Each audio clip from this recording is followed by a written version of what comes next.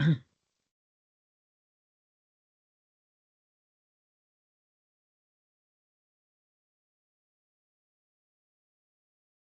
right, welcome people. We're just waiting a few minutes to let everybody filter into the meeting. You have landed in the right place if you're looking for the Ward 7, 8, and 9 annual budget information session. We'll just take a few minutes to make sure that everybody's getting in and that we're getting organized, and then we'll start off with the meeting. But thank you for taking some time out of your night to join us.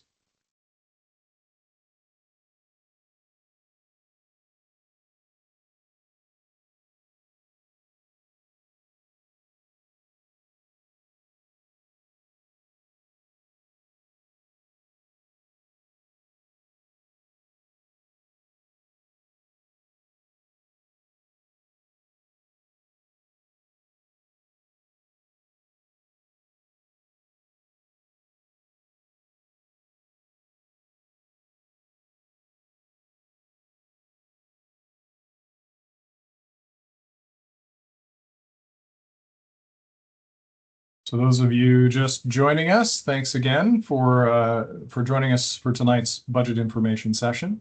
We're just waiting a few minutes to give people a chance to get signed in and settled in, and we'll get going shortly.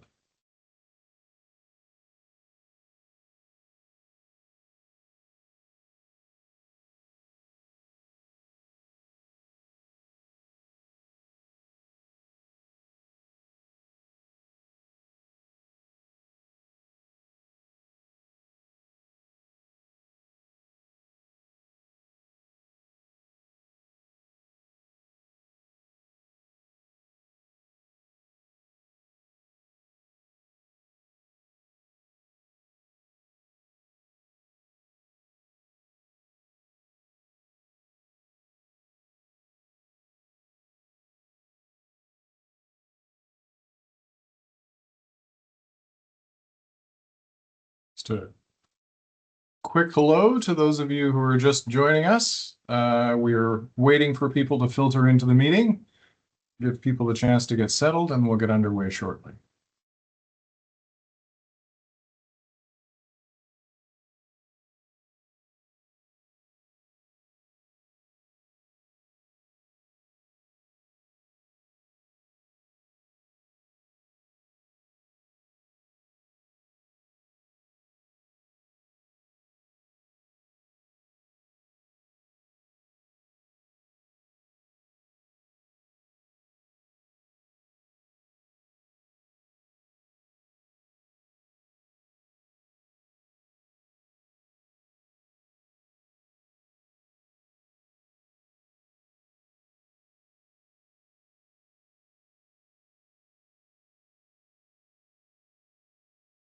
And thanks again for taking some time out of your night tonight. For those of you who are joining us, we're just waiting to get started. We're letting people filter in and get ready and make sure that they can hear us and all of those things. And then we'll get started shortly.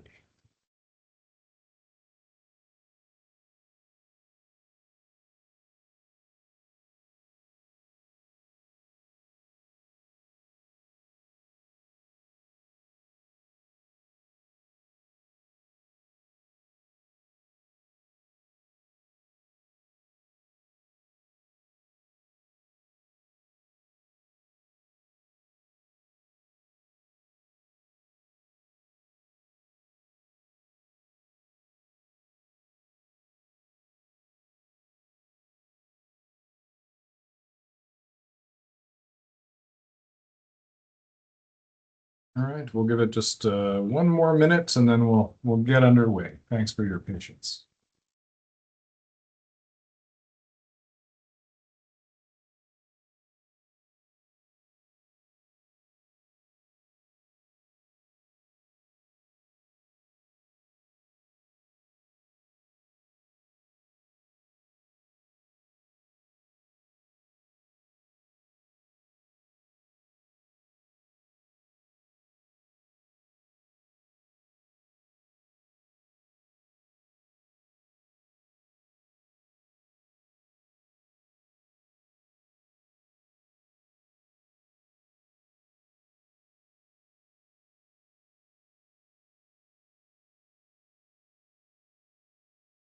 All right. Well, that probably gives people enough time anyway. We'll get going shortly. If people do join us in motion, of course, they're more than welcome to do that. So if there's somebody in your family who's texting you about whether it's started or not, so you can tell them they can pop in at any time and someone will let them into the room.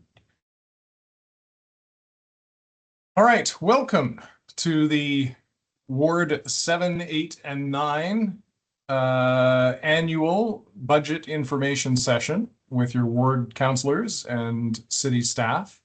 Tonight's session will be similar to the sessions we've held in previous years. It's an opportunity for you to learn about the city's budget processes, to learn about some of the priorities that are on this year's plate, and of course, a chance for you to ask some questions about the budget process and about the intentions for the budget this year. I want to say that we are gathered here, most of us, at least those of us who are in Ottawa, are gathered here on the unceded, unsurrendered territory of the Anishinaabe Algonquin Nation. And we're grateful for the opportunity to be here to discuss the future of our community.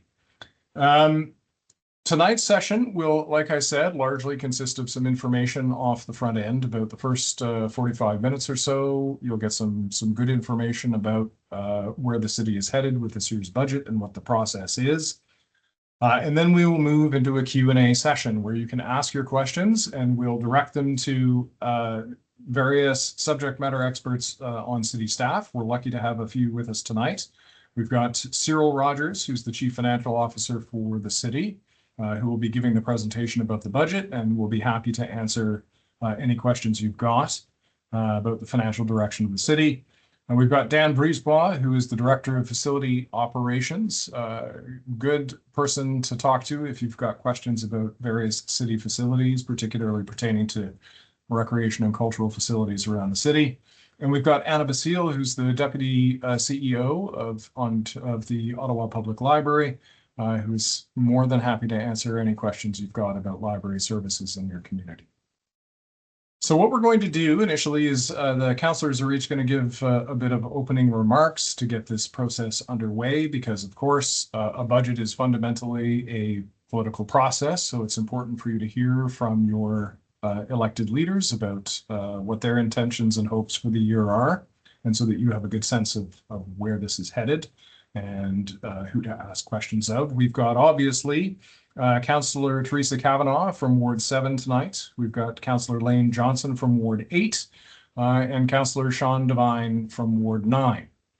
You're welcome to direct your questions to your own councillor or to any of the subject matter experts. And if you're not sure who to direct it to, just ask away and we'll see who wants to field your question.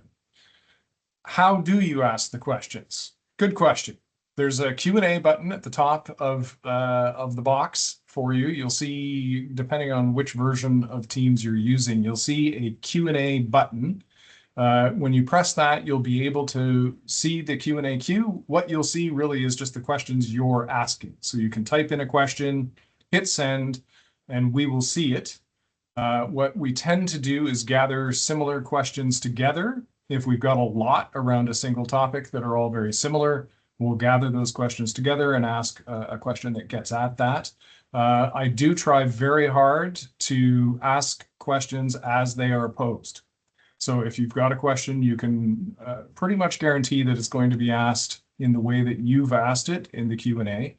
We'll do our best to capture your thoughts that way.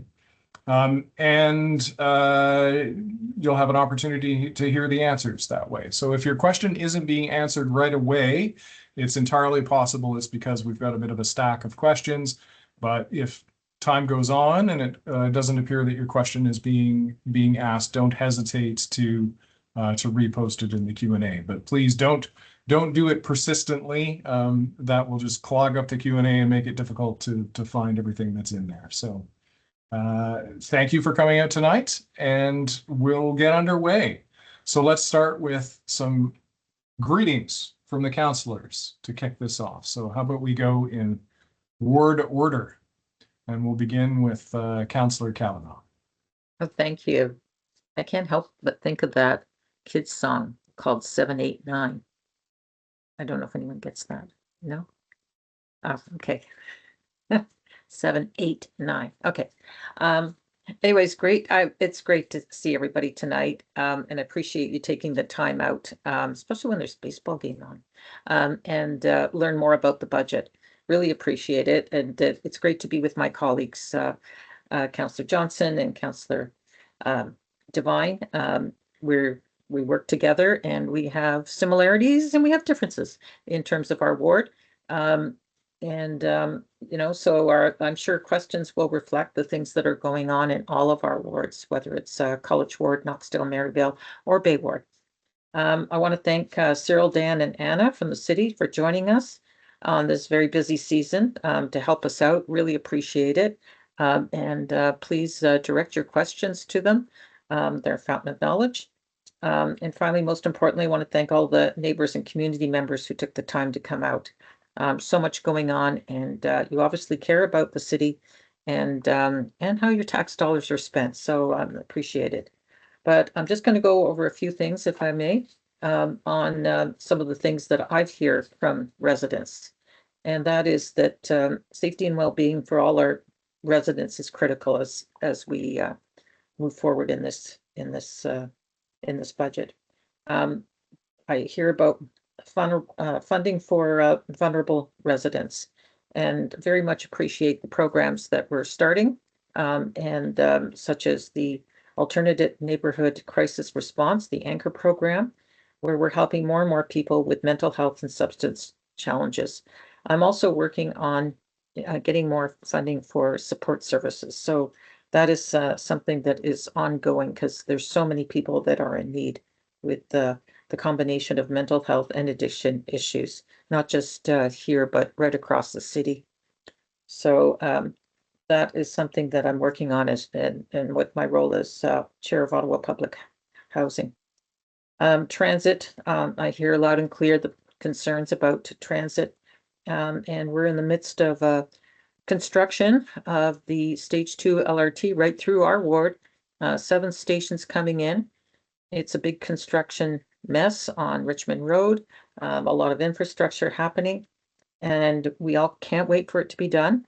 And hopefully it's going to make a huge difference in our transportation network, and we're looking forward to it. So, but in the meantime, you want service now, and we've been putting that forward. And of course, we've heard that it's a budget issue for sure. So things like a hike in transit fares, I know would not be very popular. So that is something that I will be watching very carefully because I don't want to lose the ridership we have. We also need to plan for long-term sustainable funding for critical infrastructure for our city, including recreation complexes. In Bay Ward, the one that's glaring at us is Belltown Dome, which is in critical shape and needs decision-making. So that is something that we need to see in our budget process, that we're looking at the aging infrastructure. And I know my colleagues have this as well. The older wards, we have facilities that are aging out, and this is a problem. So recreation is important as we have intensification, and we're seeing it across the ward that we need new buildings as well that to replace the old ones. And in our ward, it would be Woodruff Park and Frank Ryan. Anyway, so those are some of the issues. I'm just going over it quickly. I'm gonna thank everyone for coming out, and I'm gonna pass it on to my colleague, Laine.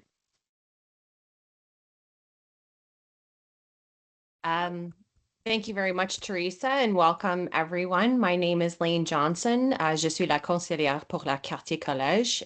Thank you very much for spending some time with us this evening. I think that we all want to have a city that is safe and clean and livable and affordable. But for too long, the city, in part by decisions made around the council table, to, keep taxes low, but also with the way that the province has been treating municipalities with its funding responsibilities to programs and services that we all depend on. I think that we are increasingly alarmed that we are not able to deliver on the priorities that our residents have put forward to us. I know this is a concern of mine. I have a young family. We moved to College Ward for exactly the same reasons that many of us enjoy living here. We love our green spaces. We love our walkability to schools for some areas. We love our sort of security, and it's something that we want very much to be maintained. But as we continue to see downward pressure from the provincial government, as well as very difficult decisions at the City of Ottawa, we want we are increasingly concerned that that quality of life could be at risk. And so, when we come to these budget consultations, we want to talk about what's important for everyone. The aspects of road safety that I have advocated for, the aspects of developer contributions to housing starts. These are things that I know I have heard in my inbox. I think that some of the fiscal responsibility we need to show moving forward is to be, thoughtful about what kind of public-private partnerships we enter into, given that, that ends up putting a real strain on our coffers. So I offer some of these larger pictures just to contextualize some of the aspects of the conversation that we're going to come into today. The budget ends up being fixed and predetermined in many ways, given that capital projects span many years, and given that, the city can only respond to so much within the budget that's allotted to it. We know we cannot put additional pressure on the existing taxpayer to such an extent when affordability is of issue. So these are going to be difficult decisions and difficult conversations around the council table this year. So I want to invite you into some of the pressures that I've been feeling, and I know that my council colleagues share with me when we're trying to wrestle to the ground many competing priorities. But certainly these older neighborhoods are going to experience, probably in some areas, pretty dramatic shifts in growth along transit that are going to be difficult. And we want to know that the investments in underpinning infrastructure and recreation facilities and road safety and other city priorities are in place for our communities now and well into the future. So anyway, thank you very much for being here today, and I'll look forward to the conversation. Okay, Councillor Devine. Hey, good evening, everyone. I find not only are my two colleagues and I close geographically, but we're often quite close in terms of the concerns and vision that we have for the city. So I'll try not to repeat too much, but both my colleagues address some items that are of concern for me as well. So very quickly, thank you very much to our city staff for participating, and to all of the council assistants for working tonight as well. But mainly, thank you very much to all residents who are here tonight. And I don't know how many of you are Ward 9 residents, but thank you very much for engaging with us tonight. So at least I'll touch a little bit on some of my overriding concerns entering into this budget. But my main reason for being here is I think my residents, at least those who read my newsletter, I think you've got a pretty good idea of where I stand on various issues. My main reason for being here tonight is to hear as much as I can about your questions and concerns. Obviously, if questions are directed at me, I'll continue to speak personally or my take on them. But I'm very, very eager to hear the diversity of opinions, questions, concerns that come from my Ward 9 residents. To speak very briefly about my overriding concerns entering into this budget, or pretty much any budget that we've had since this term of council has began, is I would say that when it comes to my responsibility to deliver quality program services to city residents. I guess I feel that more and more year after year, I've gone from us trying to do more with less to now trying to do less with less. And I just worry that if and how this trend continues, I will be less able to provide the quality of life that you expect your city to be able to support. So in terms of, to echo what some of my colleagues have said, of the kind of concerns that I guess I'm hearing from residents, and I look forward to seeing if I'll be hearing these concerns tonight. Whether it's questions about perhaps the perceived misplacement of priorities when it comes to what the city does spend our limited resources on. An overriding concern, both of mine and of residents, is the insufficient proper maintenance or upgrading to our infrastructure and our city's assets. The city has been very, very clear that we've got a multi-billion-dollar gap in when it comes to the long-term care replacement of those assets. So that's certainly an overriding concern. Road safety, as one of my colleagues already mentioned, and our ability to properly invest in the kind of measures that will deliver improved traffic safety is a concern of mine. And as has already been mentioned, the ongoing degradation of transit, at least from a bus service point of view. Ever since New Ways to Bus was introduced in April of this year, my inbox is full of concerns and complaints about how that has impacted Ward 9, an area that was arguably already underserviced when it comes to, disproportionately underserviced when it comes to bus service in the ward. So those are the things that I enter into this budget with primarily. Certainly there are other concerns. And I look forward to hearing what my colleague, my constituents think tonight. Thank you very much. Okay, thank you very much, councillors. All right, and for those of you who've joined us midstream, we've just worked through some introductions from the ward councillors from wards 7, 8, and 9.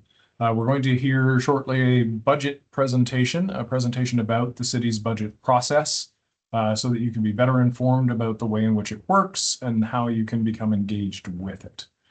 And here to help us out with that tonight, we've got Cyril Rogers, who is the city's Chief Financial Officer. And Cyril has a presentation he's going to share with us that he'll walk us through for the next little bit. And once Cyril is finished, we'll move on to the Q&A portion of the evening. So Cyril, it's over to you. Thank you. I don't want to say thanks to everybody. I'm gonna say thanks to the one individual that we haven't thanked yet, and that's you, Tim. I will say that this is the fourth budget for this term of council, so it's the fourth budget, fourth time around for myself and Tim. And I will say in my 12 years doing this, Tim still is the gold standard for moderating budgets. So I always appreciate it when I'm invited out to this one because Tim does a great job. So what I'm going to go through tonight or this evening is really about a little bit of a process education about how the budget works at City Hall. It is quite a complex thing, if you will. And one of the commitments that we've been doing with this council, and one of the commitments of this council, is really to make the budget documents more understandable, more digestible, more user-friendly at the resident level. So there's a number of new products that we've introduced this year, and I'll speak to that at the back end of my process. But kicking off, you can go to the next slide, really setting the basic understanding, next slide please, basic understanding of what a budget is at the municipal level. So one of the nuances that exists at the, I call it the boots on the ground, the municipal government is really where things get done. I have no issue saying that. That's a strong belief of mine. And one of the legislative requirements for municipal budgets is that we do need to have a balanced budget. So what that means in simple terms is all the expenses that we incur when we do our budget, we need to make sure that we have a budget for the offsetting revenues. So whatever we spend, we need to make sure that we have income to pay for those expenditures, and we're required to adopt the balanced budget every year. When you look at the provincial and federal budgets and mandates, they are allowed to run deficits. My personal opinion and professional opinion is I do support the municipal act in terms of ensuring we do have a balanced budget. I think it really enforces value for money. I think it also enforces fiscal prudence and accountability. So that's a very unique difference when you look at provincial and federal budgets. What I will also say is the municipal budget, specifically at City of Ottawa, we do have a very detailed budget. There, in some instances, probably too much detail, which makes it more complex and hard to get to information. But we do have a very, very detailed budget. And if you were to compare that to provincial and federal budgets, you will not see the same level of detail that you see in a municipal budget. Next slide, please. Next slide. A little bit of a delay. Yeah, just to let you know, it takes a minute for once that it's been switched on the operator's computer, it takes a few seconds for it to go through. Okay, no worries. So when we look at our budget, you'll start to hear language in terms of a operating budget and a capital budget. And really the two differences there is the operating budget is really your day-to-day expenses. So your salaries, your utility bills, your expenses that you incur on a day-to-day basis within our fiscal calendar year to pay for all the services you receive. So your firefighters, your winter operations, those are all operating expenditures.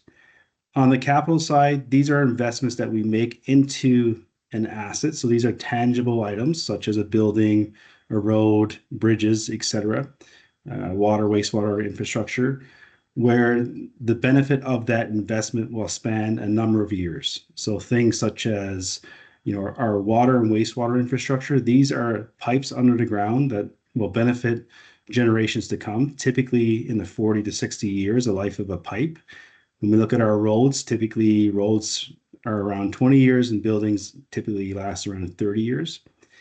If you were to kind of compare that to your personal household or your personal budget, your operating budget at your house would be your grocery bill, your phone bill, your utilities, versus a capital budget would be something if you're going to add a significant addition to your house or do a significant renovation where you actually increase the value of your house or extend the life of your house. So that's kind of a comparable when you look at the budget at that level. Next slide, please.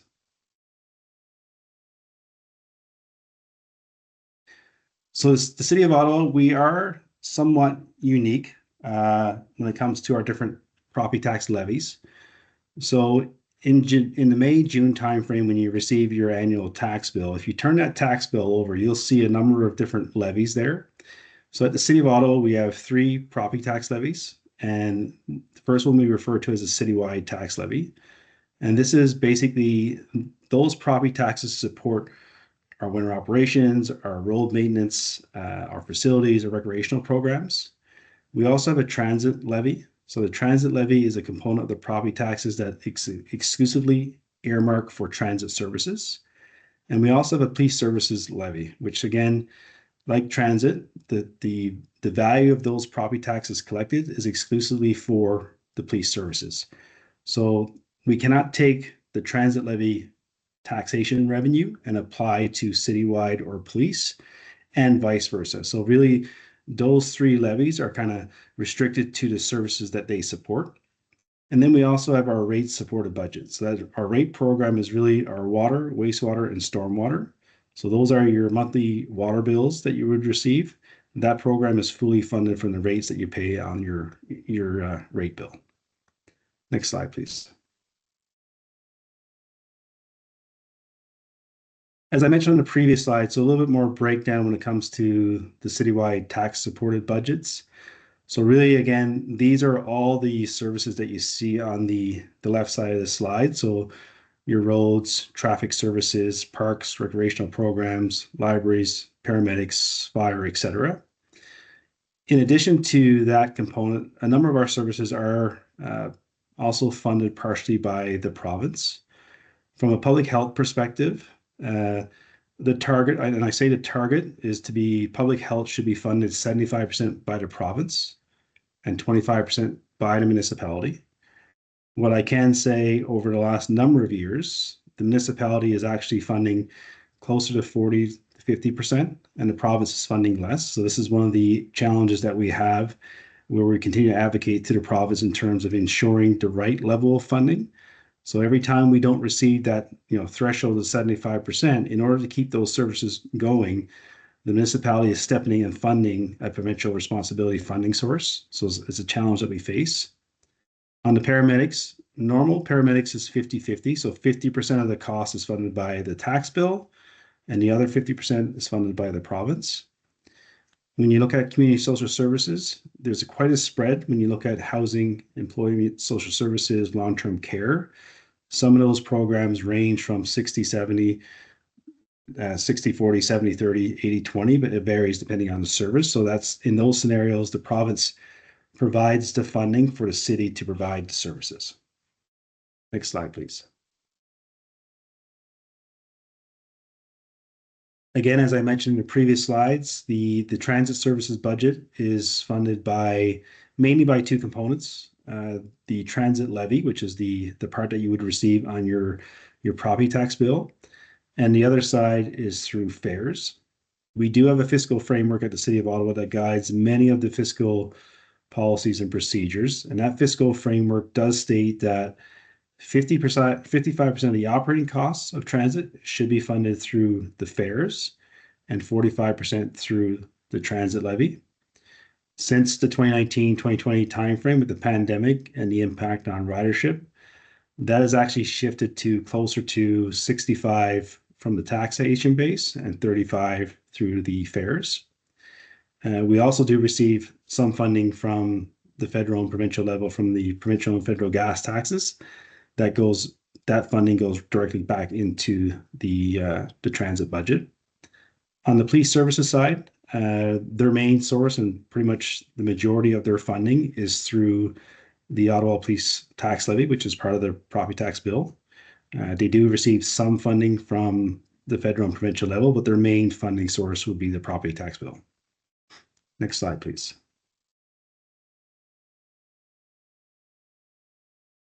The rate supported program. So again, the rate supported program is broken into three services. That's your water. So that's your drinking water, your water that you use in your house. Wastewater, obviously that's the water that goes out of your house when you use those services, and then the stormwater services.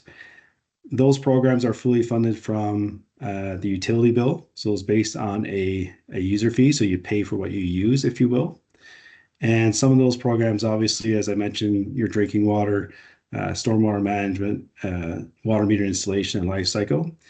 This is a very, very capital intensive program. The majority of the funding in this program is reinvested back into the infrastructure. As you can imagine, it's expensive infrastructure, but it's infrastructure that benefits many generations.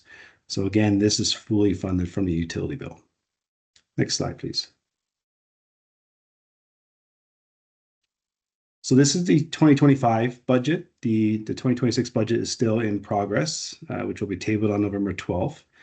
But in 2025, we have a $5 billion budget at the City of Ottawa.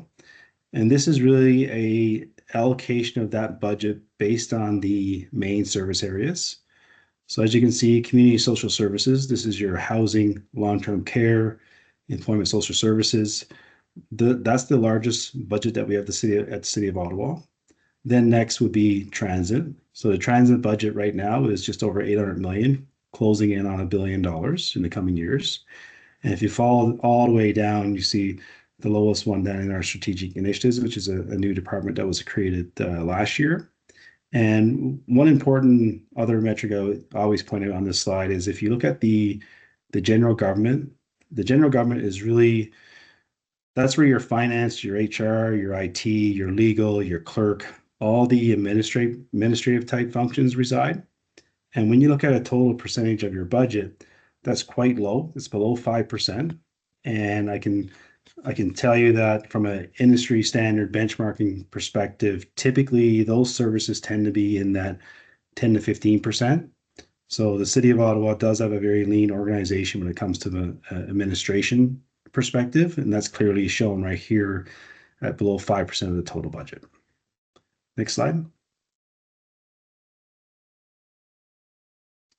Capital budget in 2025, close to $1.7 billion investment, which is significant investment in the overall infrastructure at the city. No surprise, the biggest investment is in transit. So that continues to be investments in the light rail system, the transition to zero emission buses, all the bus fleet that we do to improve the services that we have. As I previously mentioned, the rate system is second up in terms of the biggest driver. Again, it's a very capital intensive program. Other tax supported services, these are basically mainly your roads, your buildings, those infrastructures. And then the integrated roads, water and wastewater, though this is a program where obviously the majority of the rate infrastructure is underground. So we have a program that's called integrated roads. So if there is a pipe infrastructure under a road that's due to be replaced in a given year, while the road still is not ready to be replaced until, say, 3 or 4 years down the road, what we do is we ensure that we maximize the life of both assets, so we replace both at the same time. The last thing we want to do is rip up a good road to replace a okay pipe. If we can get a couple more years out of that pipe, it's more affordable and value for money to do both assets at the same time, because we need to tear up the road infrastructure to get to the pipe infrastructure. Next slide, please.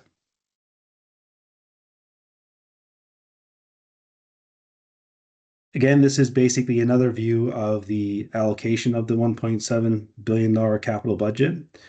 It really highlights where we're investing that money. So the biggest investment is into renewal. So this is renewing existing infrastructure. So this is basically, roads that are kind of at end of life or buildings that are close to end of life, where we're reinvesting into those assets. Growth is really new infrastructure. So if a new subdivision is being built, this is new roads. In Canada, last year we opened up a new fire station. Coming up in Riverside South, we have a new recreational facility coming up. So that's where you would see that budget is in the growth component. And service enhancements is really about enhancements to infrastructure for accessibility, climate change, those types of initiatives that kind of change the existing asset that was there before. We tend to do what we call like-for-like replacement, but then with changes in building codes, changes in climate change and accessibility legislation, etc., those are enhancements that we invest into when we do replacement of existing assets. Next slide, please. User fees and charges. So this is another area of the budget. So we do have property taxation as one source of revenue. Another source of revenue is the user fees. And again, the Municipal Act does state that we should be imposing fees and charges to cover costs of delivering services. We do have a policy where we strive, and I say we strive, to get to full cost recovery. And what that means is we try and establish fees for services where there's a fee to ensure we fully recover the costs. We're not allowed to generate a profit, so we can't charge more than the cost of the service. But there is a number of services where we don't charge enough to recover the costs, and that's for good reasons. If you look at our recreational programs, our swimming programs, our skating lessons, our camps at the recreational facilities, we need to make sure that they're affordable to all residents and not price ourselves out where it's unaffordable. So in those scenarios, we actually don't recover the full cost of the program for that reason. But where we can, we do implement fees to recover the full cost of the program. Next slide, please. So this is basically a breakdown of all the revenue sources. So if you recall the very first slide, I talked about the expenditures, and then we need to have equal revenues to pay for all the budget expenditures. And what's important to view on this slide is if you look at the property taxes and payment in lieu of taxes, those two components is just about 48%. So 48% of the services funded by taxes is collected through property taxes. So there's still 52% of revenue that's funded from non-property taxation sources, such as provincial and federal grants. These are largely funding that comes through paramedics, Ottawa Public Health, community social services. We have our user fees and charges. So again, our rate structure is considered a user fee. Our transit fares are considered a user fee. Recreational programs, those are considered user fees. So again, 48% is funded through the taxation base, and the residual 52% is through these various sources. It's also important to highlight the little circle there, which I'll speak to on the next slide. In the past 3 budgets, so the term of council to date, excluding 2026, the city has garnished over $207 million worth of efficiencies out of the budget. So that's equivalent to a 10% tax increase that has been avoided through the service review initiative that's supported by this term of council. Next slide, please. Again, as I mentioned previously, there are a number of financial plans, fiscal framework, etc., that kind of guides the overall budget. And these are plans that come forward at different times throughout the term of council. Just to list a few, in 2023, at the start of this term of council, we did provide several transit briefings in terms of I'll call it the state of affairs of the transit financial sustainability and the impacts coming out of the pandemic. In 2024, we tabled and adopted the first solid waste long-range financial plan of the city. The first housing long-range financial plan came forward in 2021, and we came back in 2024 with an update. The rate long-range financial plan was adopted earlier this year, and the residual one that will be coming forward will be the tax long-range financial plan, which will be coming forward in the new year.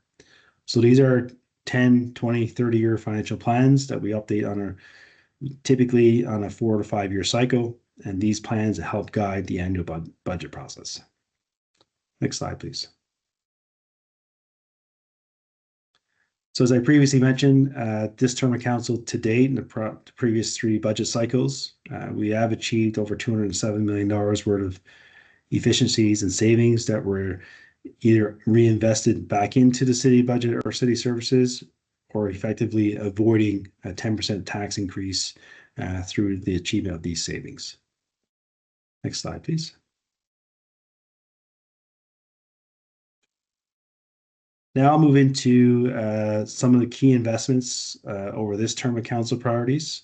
So new this term of council was really a new way of creating what we deem a term of council priorities. So all councillors and council adopted the priorities for this term, and the figures that you see here. So there was 4 main categories, and this one is based on the city that is affordable housing and livable for all. These are investments to date, so these exclude any investments that will be presented in the 2026 budget. But over this term and on this priority, significant investments have been made in some of these initiatives in terms of ensuring that the city continues to be affordable. As an example, $120 million over 3 years for the Provincial Homeless Provincials Program, continued investment into childcare, significant investments in the development and expansion of facilities, continued investments in parks and parks improvements, and continuously significant investment into significant local cultural organizations across the city. Next slide, please. The second priority is a city that's more connected, reliable, and safe and accessible for all. Some significant investments that we've continued to improve this term of council to date. The winter operations budget, continued investments there, growing that budget by $13 million in the past 3 years. Just shy of $400 million investments into roads resurfacing and rehabilitation. Significant investments into the transit program, the transit fleet program, and continued investments into cycling infrastructure and the multiple use pathways. Next slide, please. A city that is green and resilient. One of the bigger investments that we can do as a city from a City of Ottawa organization perspective is into our transit fleet. So this is the significant investment that we're moving towards from a zero emission bus. I don't quote me, but I think as of now, we have just over between 26 and 30 electric buses in the fleet, with more to come. You will see these buses throughout the different neighborhoods across the city. That plan continues, is on track to achieve that. Continued investments in Robert Picard, that's the ROPEC Center out in the East End, and continuing investment into ensuring that we continue to invest into energy efficient programs, more trees, and then ensuring that all of our facilities, our fleet, are moving towards what we deem as a green and resilient or green fleet program. Next slide, please. And the last priority for the term of council priorities is a city with a diversified and prosperous economy. So again, continue to make investments into public safety, investing into Ottawa tourism, byward market. So these are all initiatives that we continue to invest in to ensure that we attract and invest back into our economy. Next slide. So in addition to the details behind what it takes to build the budget and what's involved in the process, we've also enhanced the public engagement opportunities and forums to encourage more engagement from residents. So the budget is a 365-day process at City Hall. Typically this time of year is when it gets really, that's where the spotlight comes in terms of a deep dive into the process, but really the budget is year round. So you can always reach out to my office, your ward councillor's office, for any questions you may have. It really is a living in document throughout the year. We do engage multiple ways through surveys, feedback throughout the year. We do debriefs after the budget. We do promotional activities throughout the budget. New this year as well is a release of a podcast. So it was just released today. There's a podcast released in terms of understanding the budget. You can see that through ottawa.ca. It's a really good podcast and understanding and simplifying the overall budget process. So again, you'll start to see pop-ups, you'll start to see media, you'll start to see city accounts using and promoting the budget process as we move into tabling and adoption in the coming weeks. Next slide, please. As I also mentioned earlier in the kickoff of the presentation, one of the objectives and priorities that we heard loud and clear in this term of council was really what we deem budget enhancements. So 2 years ago, we created what we call the Budget Magazine. It's basically around 65 to 75 pages. It's additional level of detail that's very simplified for the end user or the residents. I do encourage all to reference that when we do publish the budget documents. It's one of these documents that is easy to understand. It touches on core information, really understandable, not too much detail, tries to balance the level of detail. We also have the very, very, very detailed budget binder. It's close to 1,200 pages that is available at service counters, libraries, etc. And we've also, new this term of council, is created an online budget tool. So it really is a more interactive, user-friendly detail of all the budget in different formats, and you can spend it different ways. And that's available on ottawa.ca. So once this budget is tabled on November 12th, you go to ottawa.ca, you'll see a link there where you can go in and maneuver around to get a better understanding of where the money is, where the money comes from, and where the investments are made. Next slide, please. And that wraps it up. So back to you, Tim. Hey, thank you, Cyril. That was clear as always. Appreciate it. Clearly, we've got a very quiet night tonight. I think the Blue Jays have taken precedence over the concerning matters of the city budgets because I think this is a first for me in pretty much any public forum. There are no questions in the queue. So what I might do, just while people gear themselves up and click on that Q&A button and type their questions in, is perhaps just ask of councillors if they could highlight one or two things that are of particular concern for them in the budget. Again, we had a few people join us late. And if there's anything that you want to pick out of the presentation or that you want to highlight in retrospect, that would be extremely helpful. So I'll start with Councillor Johnson. Hi. So, I mean, I don't know if that I would necessarily phrase it as a concern, but if I have the floor and I get to ask Cyril some questions, I certainly would love for just a bit of an explanation on how are road safety improvements funded through the budget? I think there's probably different mechanisms for funding that depending on where you are in the city and the context. But knowing that it's a mutual priority for the three councillors on the call, maybe you could help residents to understand, how it's funded. And often we want more faster, right? So how do we get more faster, and what's getting in the way? Thanks. So a great question, great timing. The Road Safety Action Plan was a plan that came forward in 2020, 2021 timeframe. And it really was around the same time where the municipality had the authority and ability to implement and install speed cameras. So the main funding source is through the automated speed enforcement cameras. That is part of the Road Safety Action Plan. There is some investment from the property tax base from a capital perspective. As you're aware, or for those that may not be aware, about 3 weeks ago, there was an announcement by the Premier to remove automated speed enforcement cameras. There was a motion or notice of motion at council last Wednesday, which will be brought forward next Wednesday at council for discussion, I guess, advocating for the province and the Premier to rescind, I guess, on that direction to ensure that the City of Ottawa can continue to use this revenue tool to fund road safety initiatives.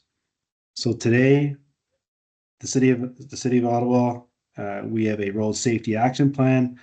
Part of that plan states that all the net revenue of the automated speed enforcement program, so every ticket that's issued through that program, the net revenue after the cost of the program is paid, gets reinvested into road safety initiatives.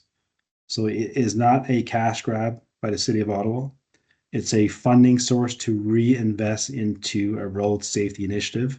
We do not take that ASE money and fund other things. We fund the program exclusively. That, my understanding, will be at the legislature next week in terms of whether or not that will go through, which we're really waiting to hear about. So if that program is, I'll call it seized and no longer applicable, that will create a strain on our road safety plan. And we will have to rework, refund, replan on how that program will look moving forward. So at this point, we're really at the mercy of the provincial decision. But I think the most important thing I can stress is that it is a program that is fully funded for road safety. We do not take that money as a cash grab. So any ticket violation is reinvested back into road safety initiatives. And just to follow up, Tim, sorry to be out of order here. So am I correct? If everyone gets one follow up, sorry, Theresa. So can I understand then that in the absence of camera revenue, like before the program came online, road safety initiatives, especially retroactive sort of road safety initiatives in some of our older neighborhoods would be tax supported?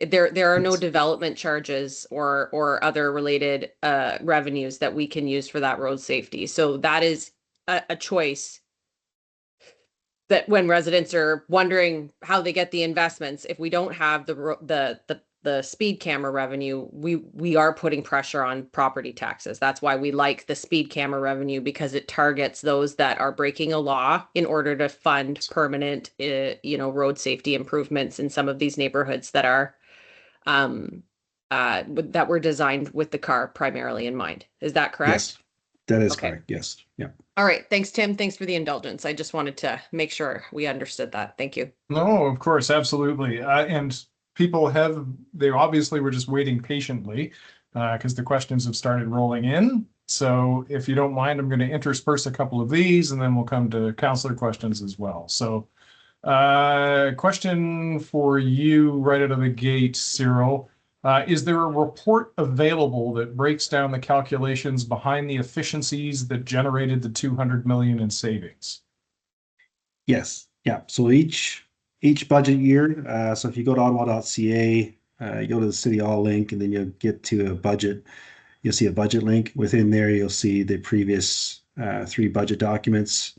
You can also view as part of the SIRE, which is where all the council meetings are held.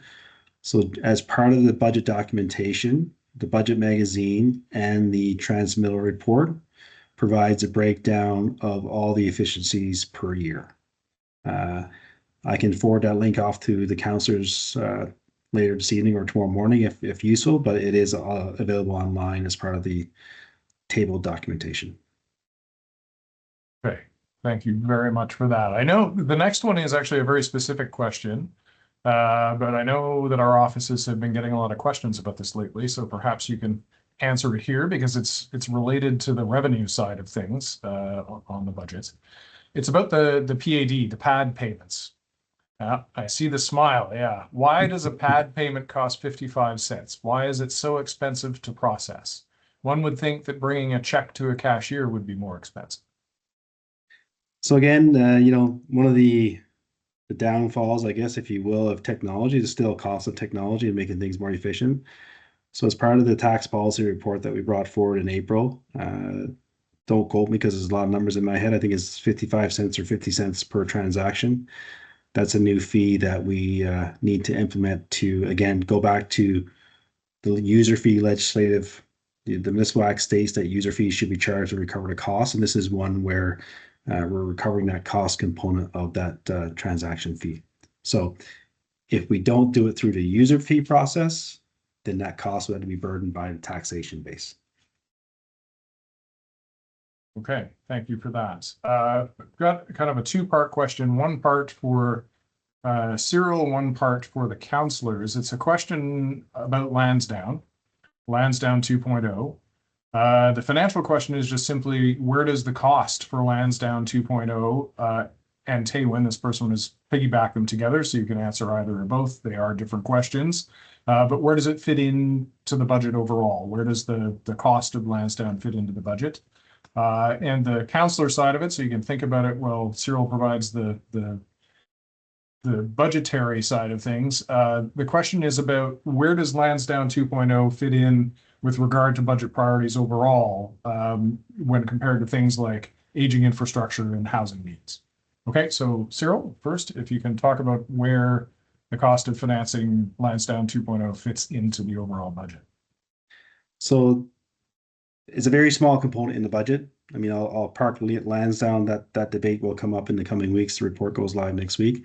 So from a funding perspective, we are earmarking $1.3 million per year to build up the base for the debt servicing component of the investment into Lansdowne. The majority of Lansdowne is funded through site-specific funding sources, non-taxation revenue funding sources. The 1.3 million is the only component from a budget perspective, which you'll see in the budget. To be really specific, you'll see that in the Finance and Corporate Services Committee budget section of the budget. It's within the non-departmental section of that budget, and there's a line that references $1.3 million allocation to support the debt servicing and our share of the investment into the city asset.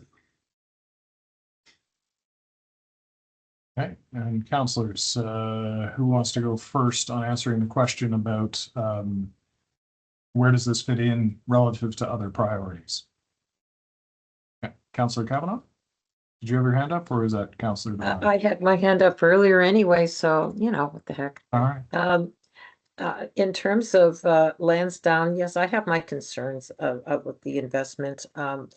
This is when I think of all the ways that we can spend money on across the city. And the reason I had my hand up earlier was related to this recreational infrastructure and the need for it, especially in neighborhoods where it's aging out. And I had raised the issue of the Belltown Dome. We have Dan here, and I as an expert on our facilities, so I wouldn't mind hearing from him on that.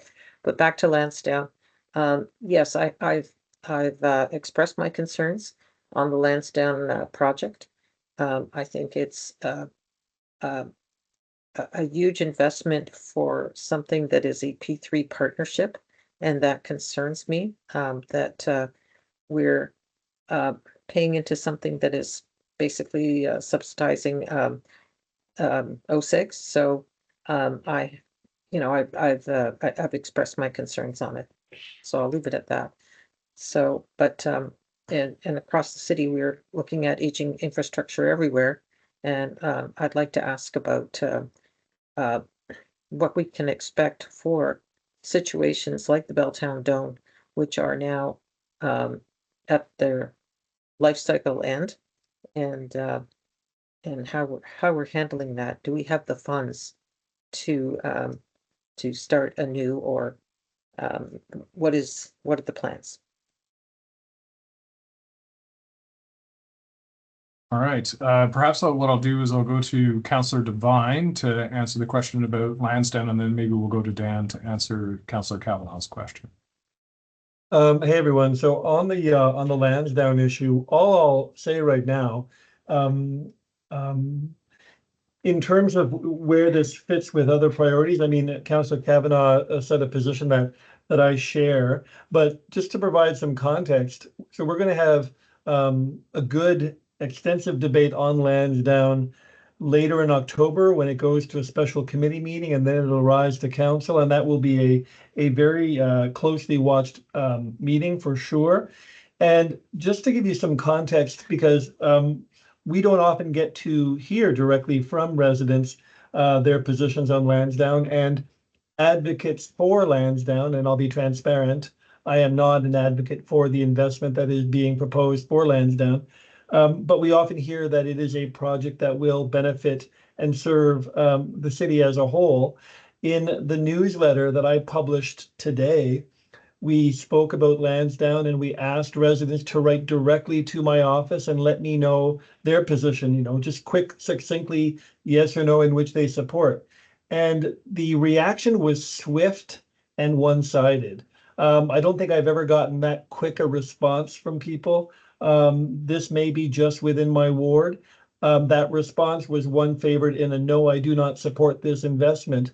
And I only mention that to say that I think it is far more common citywide than may be communicated that there is a pretty widespread position that the considerable investment that we are looking at long-term for Lansdowne is not directly reflective of what we all know to be some pretty pressing priorities and concerns right now from a fiscal point of view.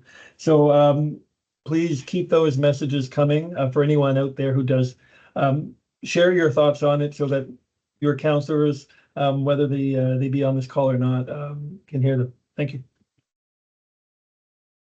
Okay, thank you, Councillor. Dan, perhaps you can tackle Councillor Kavanagh's question about facilities, and particularly related to the Belltown Dome and other aging infrastructure. Thanks, Councillor. In the particular case of Belltown Dome, the facility is aged out. We still have some life aspects in the facility, and we're trying to program as best with what we have with the facility. The building has faced several systems coming due. The principal one is the chiller. The piping under the slab is end of life, and we can't proceed right now to replace it because other systems are also showing signs of end of life, and the building as a whole has achieved that point where there's not a business case to pursue that particular asset at this particular stage. The department is working to create a consultation process with the community as to what comes next at the location. There's been various ideas that have been communicated by the community for what would be desired at the location. So that public consultation will begin shortly. And from that, a plan for what will be the facility at the site that services best the needs of the community. Following that, there would need to be a budget determined to replace the facility with the desired asset. Most likely, that would be identified through the long-range financial plan that Cyril spoke to in his presentation in the coming year. And from there, we could build the facility is best serving the community. Thank you. I appreciate that and look forward to working with staff on those next steps, hopefully this fall. And so I appreciate that. Thank you. Okay, thank you. All right, we'll move on to the next question. This one is about our transportation infrastructure.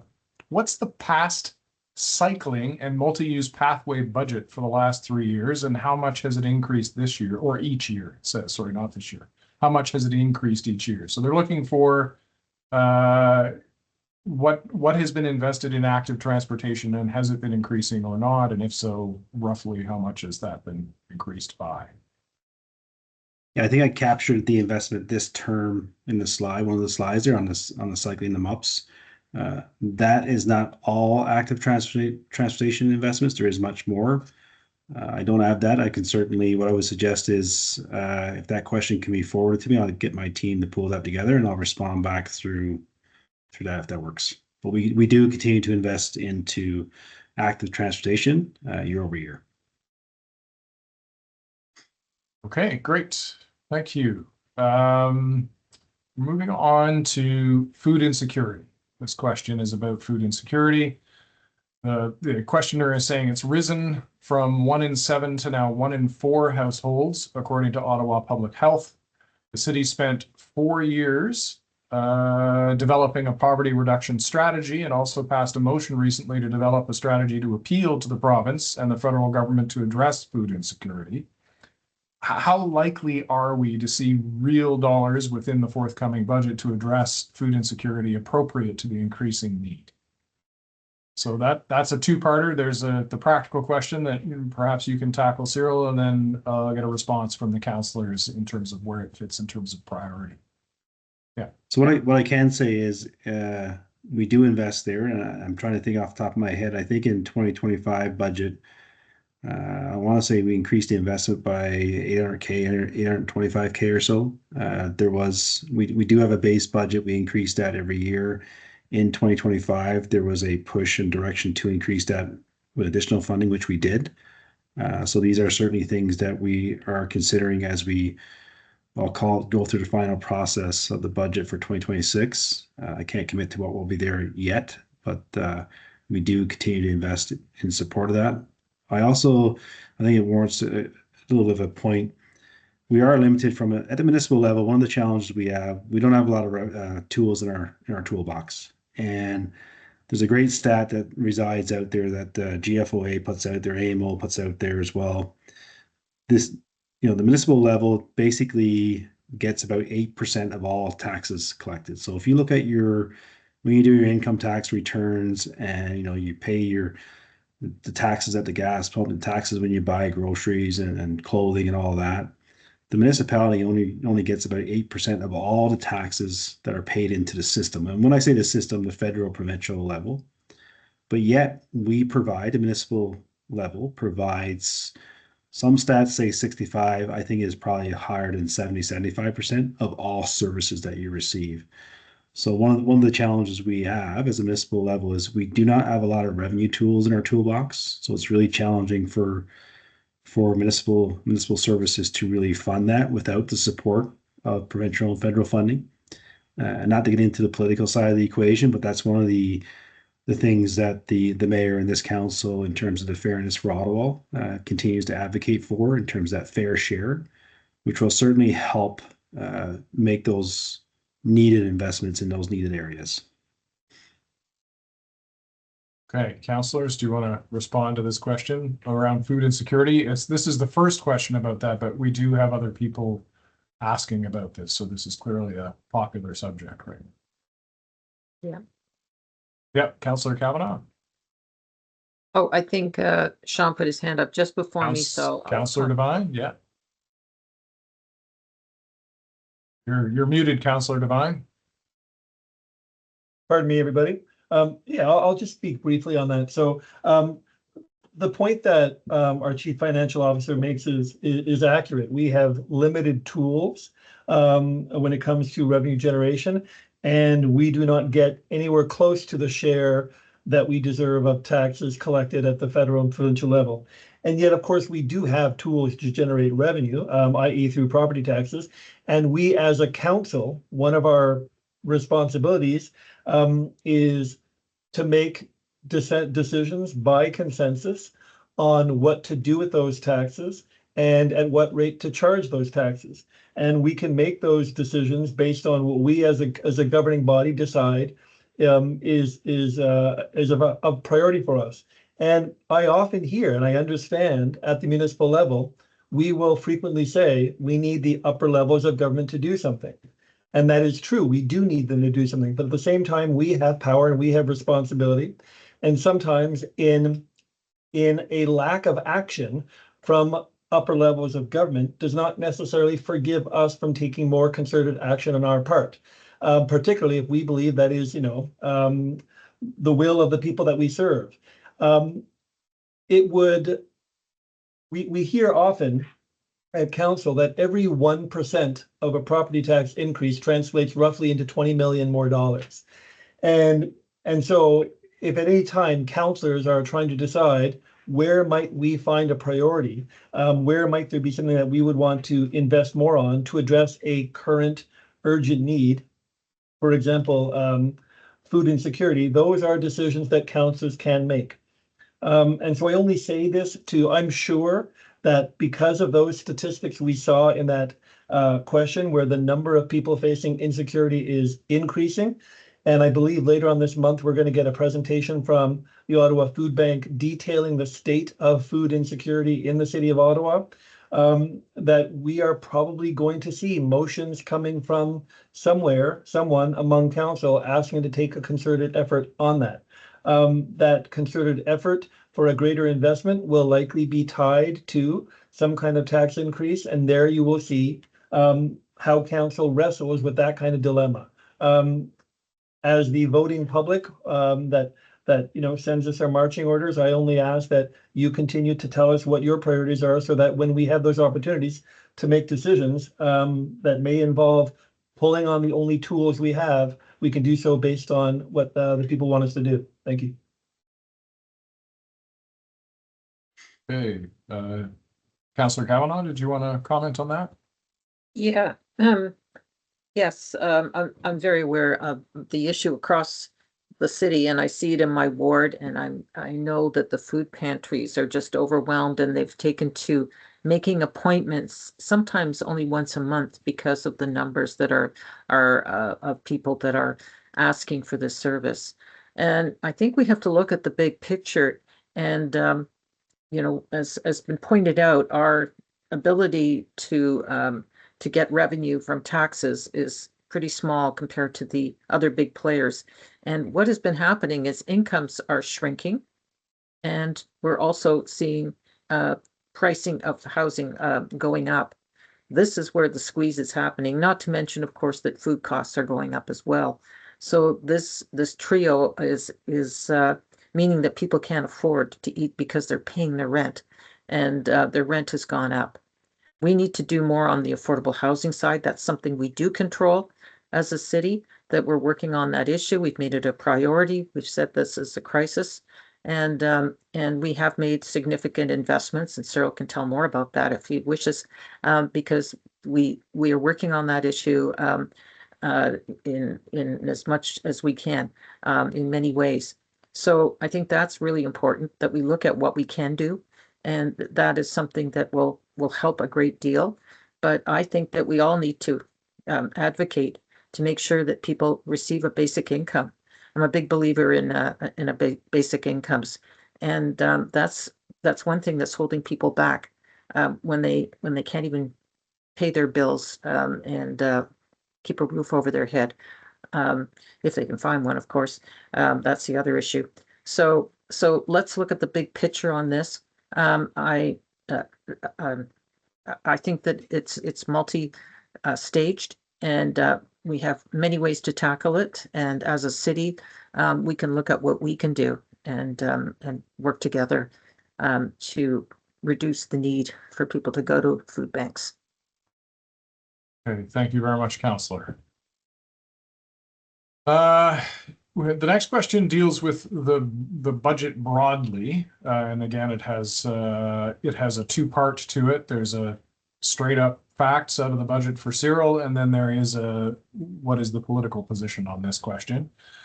Well, the questioner says, well, no one wants to see property taxes increase.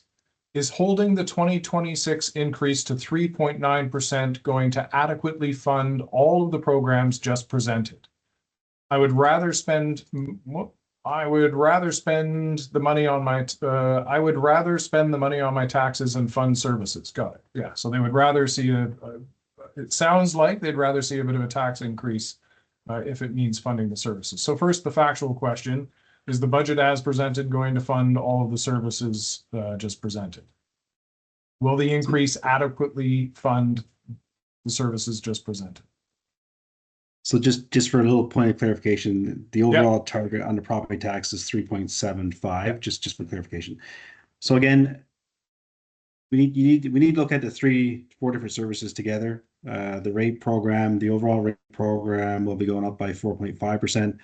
The solid waste programs, that's your garbage collection, that's now fully funded from a user fee rate perspective. That's increasing at 10%. Then the residual property tax funding components, that 48% component, is to increase by 3.75%. What I can say and will say, there's no service cuts in this budget. There's no reductions. There's continuous investments. So this is an increase. So between the increases of the property tax, again, 48%, there's still user fee increases and the limited revenue sources that we have. So you will see a table budget that invests more in all areas of the city where more is needed. And then it's not my role to decide if that's enough. That's for council to decide on that. But again, it is a growing investment budget that will be tabled, and then council committee will deliberate in terms of what they choose to do with that. Okay, thank you, Cyril. Councillor Johnson. Yeah, thank you.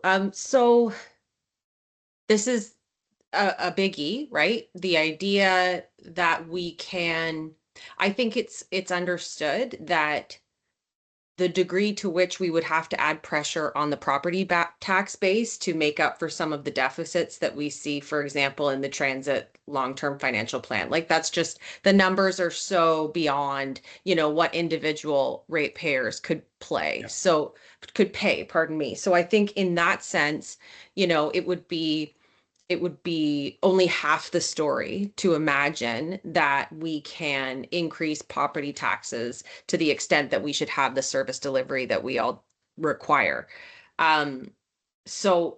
However, I think there's a different kind of conversation to be had, which is a ballot box conversation, which I don't think is appropriate for Cyril to answer. And I'm sure under no circumstances would he be interested to do so, which is, what is the value of a tax dollar? Like we have a lot of evidence that shows that, for the amount of taxes that we pay, whether that be municipally or at other levels of government, the return on services exceeds the dollar for dollar what we pay into it. That doesn't make it easier for people to balance their checkbooks at the end of the day with many of the pressures that Councillor Kavanagh has so aptly described. Some of the challenges and the reason why I voted against budget directions, I think every year since I've been elected is because I struggle with the tax cap as a framework. I don't know if it tells the story to our residents about what some of the trade-offs might be. I do have a lot of confidence in city staff that they'll figure out a way to do as much as they can with what they're working with. I have a lot of faith in staff for their sincerity and commitment to public service, truly. But I don't love the way that we build a budget like that. I think that there's more information at committee when we talk about the master plans and the long range financial plans than there is necessarily food for thought in a budget conversation with a tax cap. I'm not sure that that's always the best place for us to have that conversation. So that being said, I do think that we may have opportunity to discuss property tax increases, but the other part of this that we can't forget is the way that we increase our property tax base is by welcoming new neighbors and building new homes, so that not every individual existing neighbor is being asked to absorb those costs over time. So certainly in older neighborhoods, we have those tensions, and that's what I'm really sensitive to, over the last 4 years is, when we welcome new development, we do offset some of those property tax pressures in the future for existing residents. But of course, with that new development comes some of the pain of change and some of the concern about adequate services. So, focusing our attention on that as a way of growing our property tax base, I think is one of the various solutions to building out a more healthy financial future. So I just wanted to offer some of those other pieces. Thank you. Okay, thank you, Councillor. We do have a number of questions, as you might expect, given the times that we're in and the concerns people have. We have a number of questions relating to affordability, relating to various social services programs, and we will get to those for those of you who are waiting to hear those asked. But there's clearly a libraries fan in the crowd. So we have a question for Anna. What would it take to have libraries open on Sundays, Anna? I love this question. Currently, Ottawa Public Library offers open hours on Sundays at 10 of our 33 branches. So 1/3 of our branches have open hours. And I'm pleased to share that in 2022, we moved from a half day, which is what we historically used to offer, to full day service at those 10 branches. So while funding is a consideration, the key aspect is really related to staffing and ensuring that we have the human resources as well as the structure in place to provide reliable and stable, like a nice, consistent, stable service on Sundays.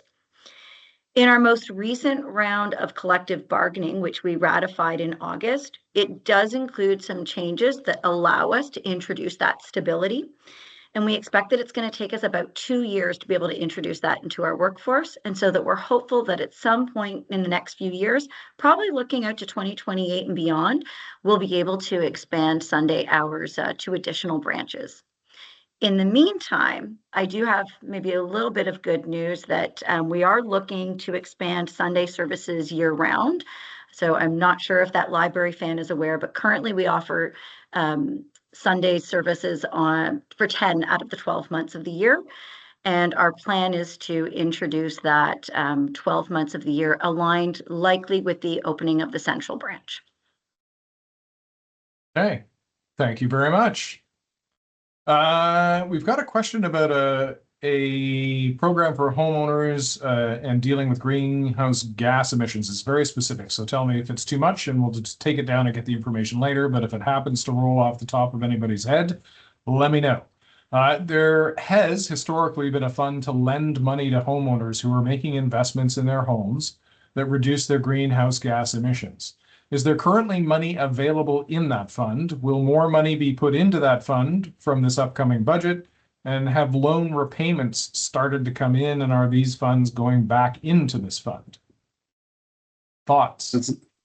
So that's the Better Homes program, I think it's called. It still exists. So that's a program that we put in place in, I want to say 2020, 21 timeframe, funded by Van City out in the west, and then FMI. It still exists today. There's still opportunities there to submit and get into the process. So that program still exists. Yes.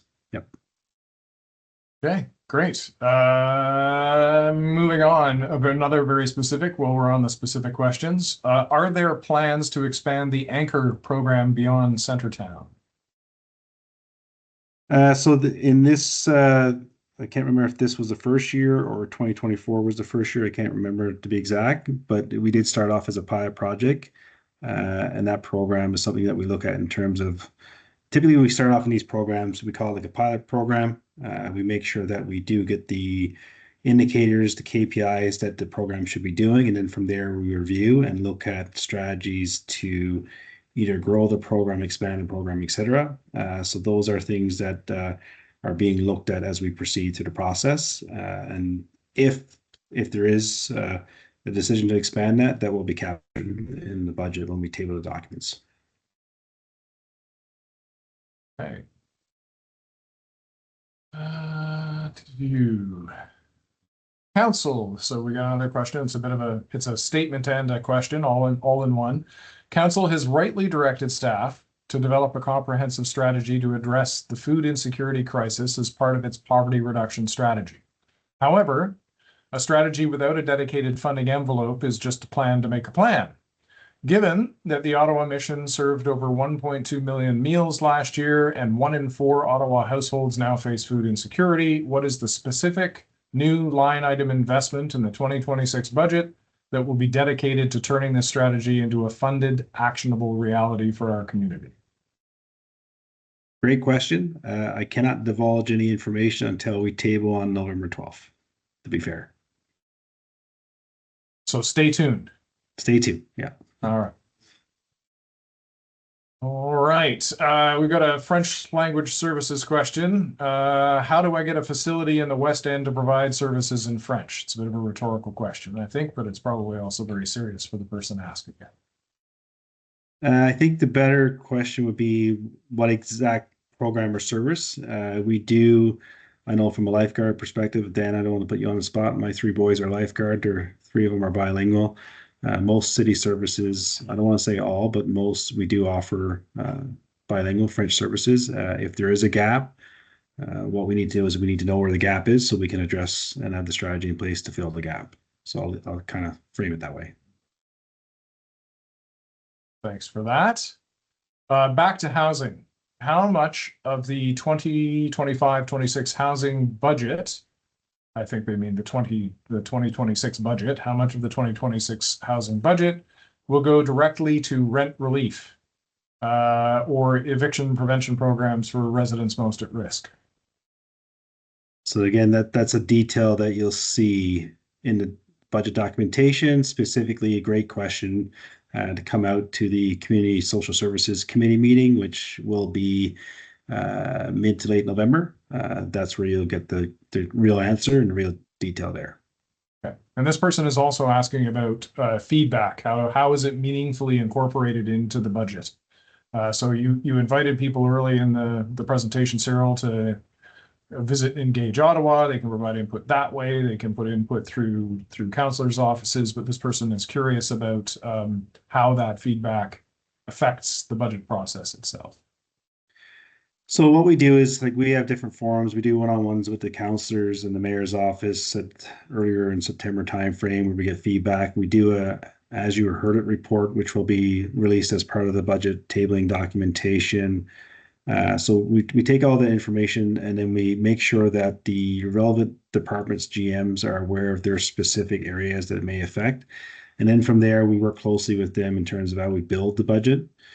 Again, we use the long-range financial plans, the transportation master plans, those plans. We also use, the feedback that our services hear when they're providing their services, all as part of the consideration in terms of how we fund the program with the revenue sources that we have to fund. All right. And we have a question about the budget for policing coming up. This person has noted the difference in the scope of the increase for police services versus other city services. And they're asking whether or not there's going to be any sort of mention, notation, description in the budget that explains or doesn't that this is some kind of investment in upstream investment in crime prevention and community safety is the way the questioner put it. And is this about relieving those pressures on the budget that are associated with the large? So is that large police levy associated with relieving some of those pressures? Is it a one-time thing? Is it an ongoing thing? So it's a little bit of everything, if you will, and Okay. bear with me. So this police chief is moving to a district model. So obviously that's a change in terms of how they deploy and how to provide their services. So there's investments required for that. The policing is predominantly a compensation driven service. So as would be expected, 80 to 83% of their overall budget goes to compensation. And that goes to, the police officers, the boots on the ground to provide the policing services. Policing services is a little bit unique in terms of how they're structured when it comes to collective bargaining. Typically, the Ottawa Police Services is ranked third in the province in terms of their compensation rates, if you will. And their collective bargaining is one of their biggest challenges that they have in their current budget. Their collective agreement settled in 2025, and the rates were relatively higher than what you would normally see in other services across the city.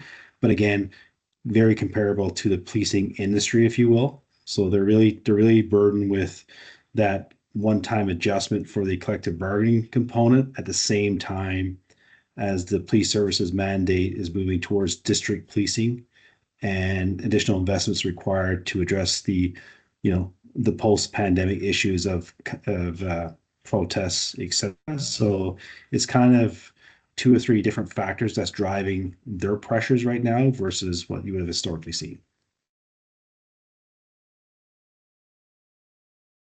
Councillor Johnson. Sorry, I just wanted to answer the question sort of from my more political briefings. It doesn't not different from how Cyril has represented it. But with respect to the question of whether or not it would be targeting more upstream supports that would then have other impacts on the budget overall, I'm not sure it's been presented to me like that. I think that the Ottawa Police Service has been pretty candid in that they have not been able to keep up with staffing, and that their wait times for things like for investigating other kinds of crimes that are happening, for example, are lagging. They're not meeting their sort of response times for investigations that they would like to. So that would be an example where I don't believe that the funding provided would necessarily offset any upstream anything. It's just that they don't think that they're doing what they need to do right now. One of the ways that they are talking about the impacts of our neighborhoods is certainly on traffic.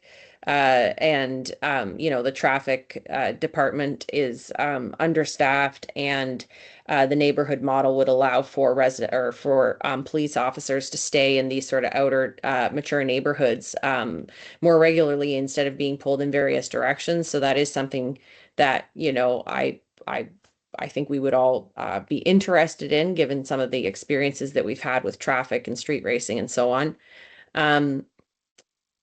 But yeah, I think that there's something to be said for the Ottawa Police Service also just putting up their hand, given that they're a board and they're not actually, a city department in the same way. They can sort of like say a little more loudly what it is that they need. I think that the other boards that report to council, the Public Health Board, and the library board also can, table budgets that exceed the budget direction if necessary.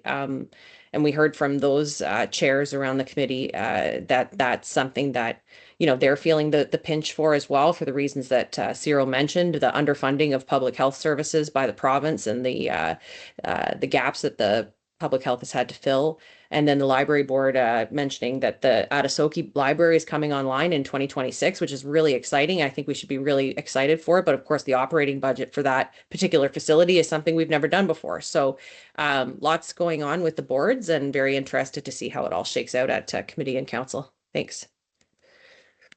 Thank you, Councillor. Back to questions of affordability.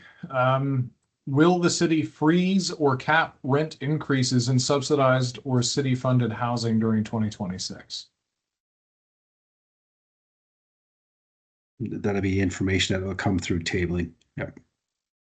So it's another stay tuned. Yep. Yeah, I was going to say, do any councillors want to comment on that? Yeah, Councillor Kavanagh? Yeah. Ottawa Community Housing. Keep in mind that many of the residents have rent geared to income. So their rent does not increase based on what they receive. So automatically they're not paying more than they then they can. So, but there is standard increases, very mild, compared to what's out there. But they're usually cost of living, but I can't comment on what they would be. But they're always in step with what is expected, people's income. And again, you know, rent geared to income is, so it's all in line. Okay, thank you, Councillor. Along those same lines, but pivoting to transit, we've got a couple of questions about transit. The first one is mostly about the viability of the transit budget. So has there been exploration of a complete rethink of transit fares in a way that still promotes ridership while preserving cost recovery goals? What about a day pass? Person notes it's currently $12. That's cheaper than 2 single ride fares, which would be $8, which may incentivize people to choose transit more than just mandated commutes to and from their workplace. It also may reduce anxiety for transit users who often get hit with a second fare charge when their single transit journey takes longer than 90 or 105 minutes. So this person's asking about is, are we giving any thought to changing the fee structure around transit fares? So one of the things, going back to 2023, we did provide a pretty encompassing technical briefing, and then from there, 2023 budget, and then from there, the LRFP Transit Working Group was established. So that's a group where Councillor Chair Gower, Councillor Tierney, Councillor Leeper, the mayor, from a political perspective, and then from city staff, myself, the GM of Transit, a couple of my directors and transit directors, where we've been looking at anything and everything in terms of different structures. A lot of work has been done in terms of analysis. There's been no real final outcomes yet. That work is still ongoing in terms of areas where things could be done differently. So the work is ongoing, but nothing has been decided yet. At the end of the day, when that decision comes or when that information is ready, that will come back to committee and council to get direction from council in terms of anything that may be recommended from the working group to change. So it sounds like I'm giving a long-winded answer to nothing, but the work is ongoing and in progress, but no decision has been made yet in terms of what that might look like or could look like. Okay. Thank you, Cyril. Sticking with transit, this is more of a political question than anything, but it's a question related to the intersection of Lansdowne and transit. This person is asking whether or not there's been any thought given to investing in transit, you know, for proceeding with the Lansdowne project, which is an assumption. Is there any thought given to making, you know, Bank Street a more reliable, functional transit corridor? And is there any sort of commensurate investment in transit around that project beyond the buildings and the capital investment itself? I know that's once again a fairly political question. So, Councillor Devine. Oh, you're muted, Councillor Devine. Deep down, I don't really want to hear myself talk out loud, I suppose. But I remember back when we had the first multi-day committee meetings about Lansdowne, and various motions were motions and questions and considerations were thrown around. One key area of concern had been the ability of Bank Street to support traffic and transit in and out of Lansdowne. I think I recall that motions had been brought about to see if there could be improvements, concentrated improvements made. And I don't think any of those really gained the traction necessary, but correct me if I'm wrong. Aren't we right now just looking at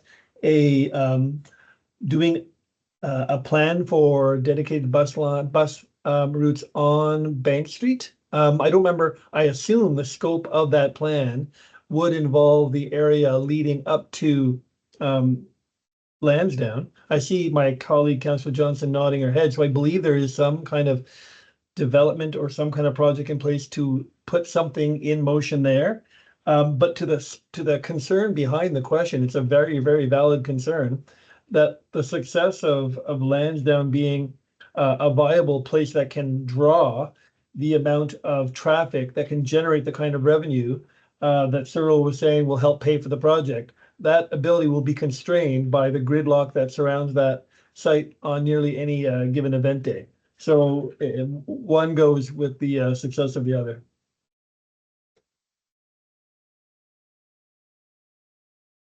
I Thank just you. wanted to say, I think it's fair to Yep. say that the briefings to councillors on the most recent Lansdowne reports are just happening like starting this week, I think, and the report is going to be released next week, or is that correct? So it is hard for us to comment on what will be coming forward at the end of this month just now, but I'm sure as more discussions come forward, you'll see a lot more councillors speaking out about what is included and not included in the overall plan.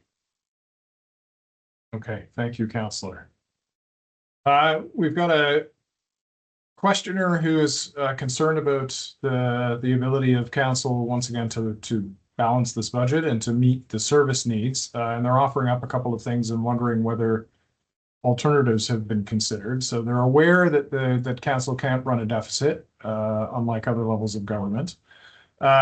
But they're wondering if the city has thought about or is pursuing other measures, such as their examples are raising the vacant unit tax to 2% and investing that money back into affordable housing, or accelerating the development of an anti-renoviction bylaw to curb renovictions, which, as this person says, have grown 500% since 2018, and obviously targeting particularly vulnerable community members through those measures. So is council considering anything like that? Is council considering alternative measures to bump up budgets and revenue to pay for those sorts of supportive services?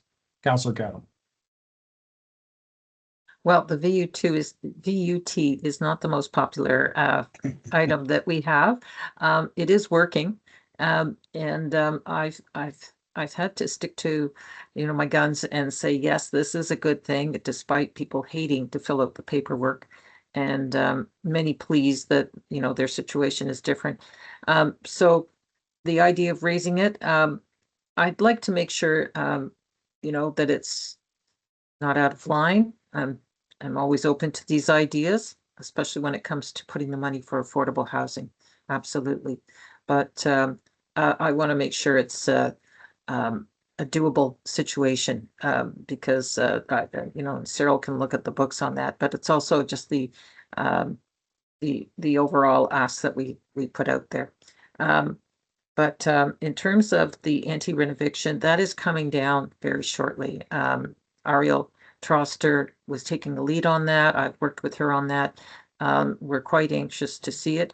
I don't think it's going to have an implication in terms of taxes, but it means more housing, and people aren't going to lose their housing. That's the important part. I've seen this in my own ward where we had an entire building, and Sean Devine came and joined me, where every single resident in a building were told that they were had to leave because their place was being renovated all at once, the whole building. It made no sense, and they needed the tools to push back. A lot of that is at the provincial end, and I appreciate the work of Chandra Pasma, our local MPP, who even put a book together, a booklet for tenants on what their rights are, because a lot of times they get overwhelmed when a landlord tells them they must vacate their place because of renovations. So we want to keep people housed. Yes. Will that affect our related to our revenues?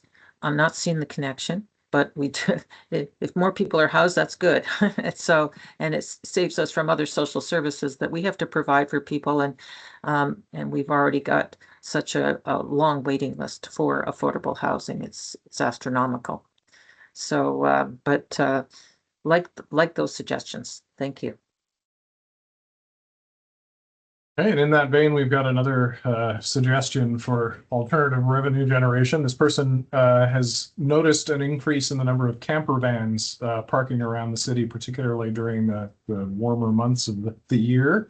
And they're curious about whether or not Ottawa has any permitting process for that, And if not, why not? Wouldn't that be a decent way of raising a bit of revenue for the city?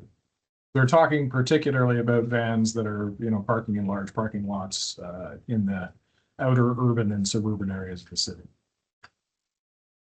Is that something the city has done ever?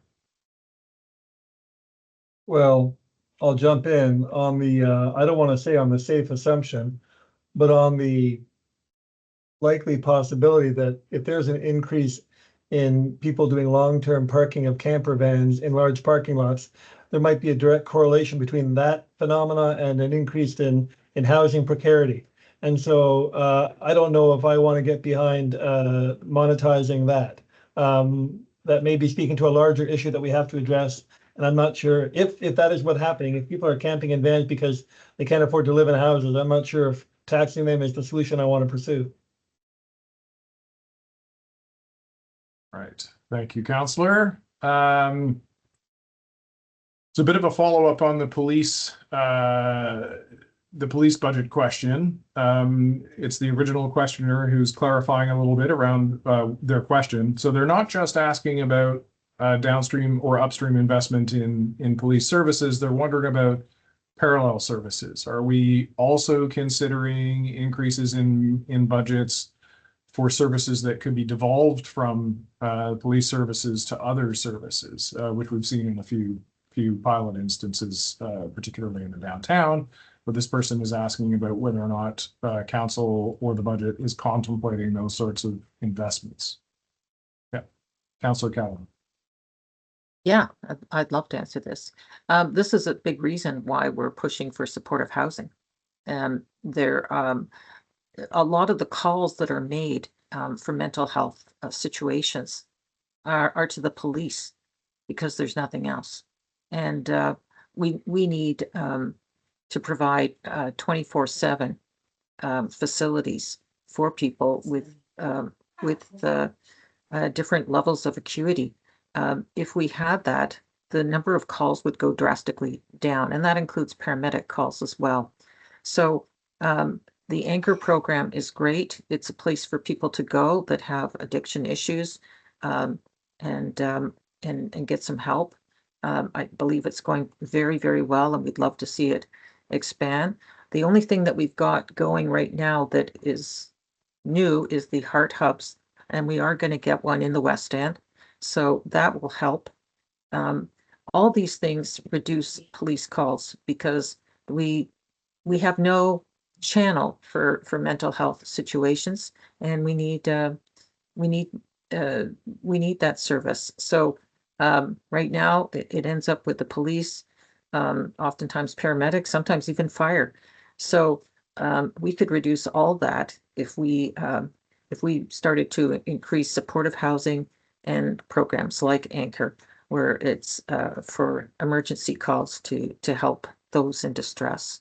I'm gonna have to stay there and fall asleep, but I'll be there before you. Okay, thank you, Councillor. Actually, I'm going to mute Councillor Johnson there. Believe it or not, right on time because it's 8:17. Oh, someone just made a liar out of me. I was going to say we've reached the end of the questions, and we have. But I'm going to ask this one last question that came in. Not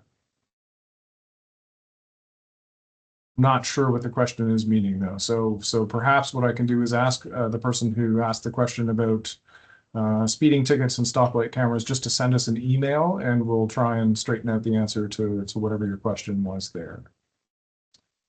Okay.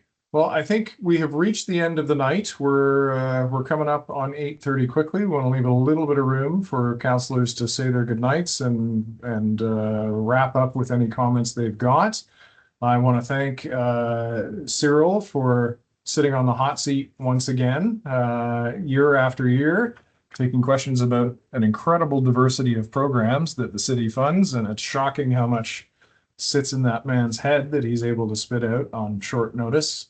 And I want to thank Anna, obviously, and Dan for coming tonight and providing some support and some good information to residents around the programs and services that the city provides in your areas. So, councillors, let's work in reverse order this time, so we'll start with Councillor Devine.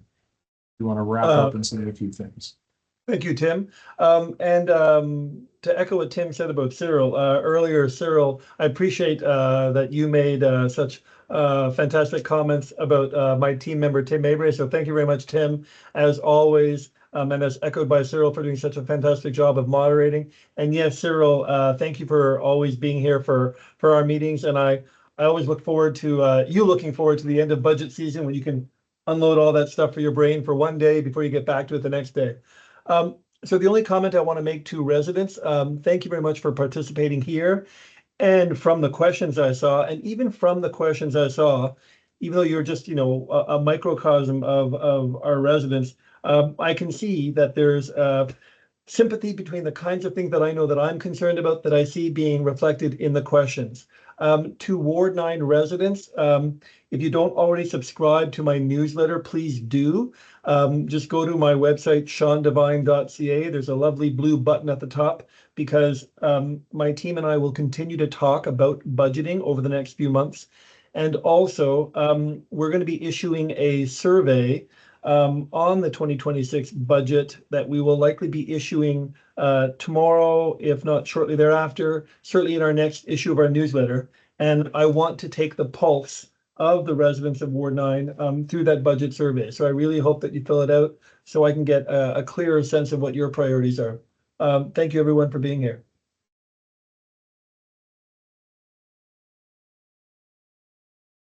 Yeah, so Councillor Johnson. Oh, Yeah. pardon me. Yes. So thank you very much to everyone for being here. And thank you certainly to city staff that have come, and Cyril and Dan, but also to our team at Ward 8 for coordinating it, Heather, Sammy, Dave, and Ash. I'm very grateful for all that you do for College Board residents every day.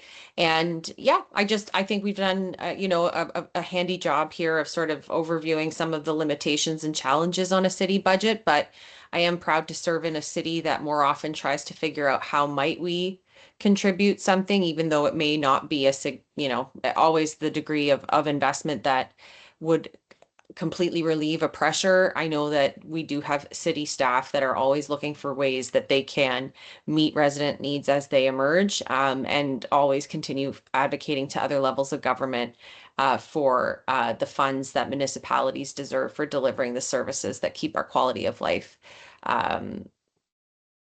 reasonable for everyone. So thank you very much. Councillor Kavanagh. Yeah, thank you. Great questions tonight. What impressed me is that they were about the big picture and how we can serve everyone well. So it was very, I don't know, heartwarming to hear that we care about our society, and we're trying to do our best. And as been pointed out, we have the smallest pot to work with of funds, but we're doing our darndest.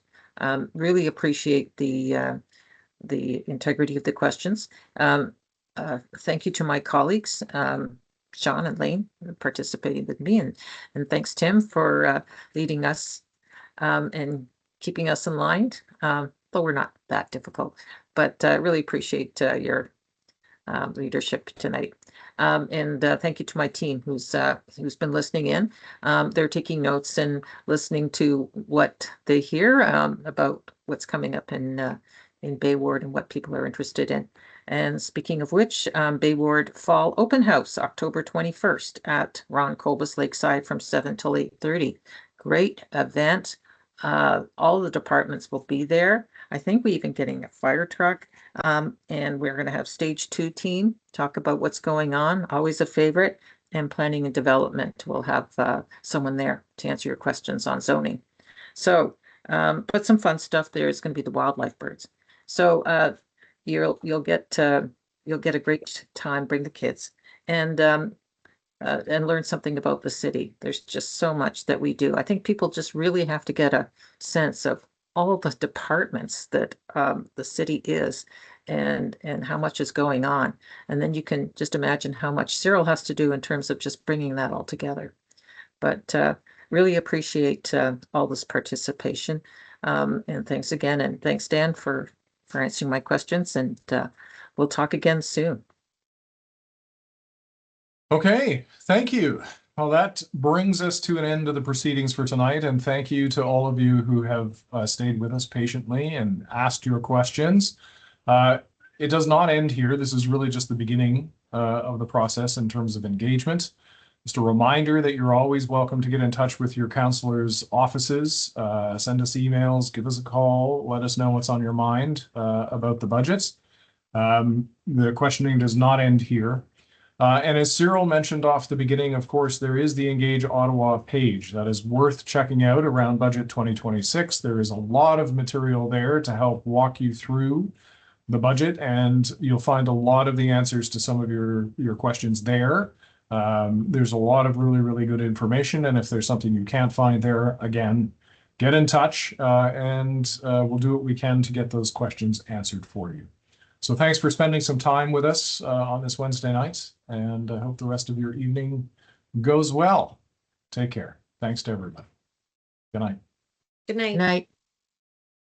Thanks, Tim.